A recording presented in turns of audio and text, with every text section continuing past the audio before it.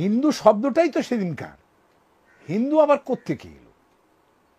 বিষ্ণু পুরাণের মধ্যে আছে যে বর্ষং তদ ভারতং নাম ভারতী যত্র সন্ততি, এই হচ্ছে ভারতবর্ষ এবং এর সন্তানরা হচ্ছে সব ভরতের ছেলেমেয়েরা। তো এই তো আমরা তো ভারত শব্দটা ভুলেই গেলাম।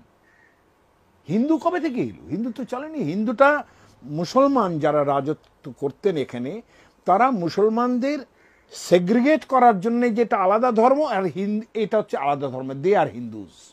শব্দটা কে প্রথম প্রয়োগ করেছিলেন? ডেরিয়াস। তিনি যখন সিন্ধু নদীর ওই অঞ্চলটা দখল করেছিলেন তখন তিনি বলেছেন হিন্দু। এবং সেটা কি গ্রিক ভাষায়, আমাদের দন্তস্ব তালব্যস্য অনেক জায়গাতেই গ্রিক ভাষাতে দন্ত হয়, যেমন হেপ্টা, সপ্ত হেপ্টা, হ্যাঁ, শতম হান্ড।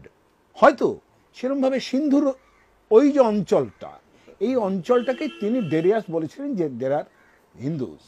তাহলে হিন্দুজ অথবা ইন্দুজ, ইন্দুও হয়, ইন্ডিয়ান কথাটা অনেক ভালো সেই দিক থেকে। কিন্তু এই যে হিন্দু শব্দটা তো চাপা পড়েছিল। আলেকজান্ডারের আগে যে শব্দ ব্যবহার হয়েছে সেই শব্দ তো চাপা পড়েছিল।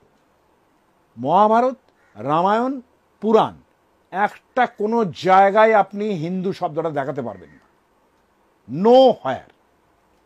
কিন্তু ভারত তো দেখাতে পারবেন 100 বার, শতবার দেখাতে পারবেন, কিন্তু হিন্দু শব্দ তো কোথাও নেই।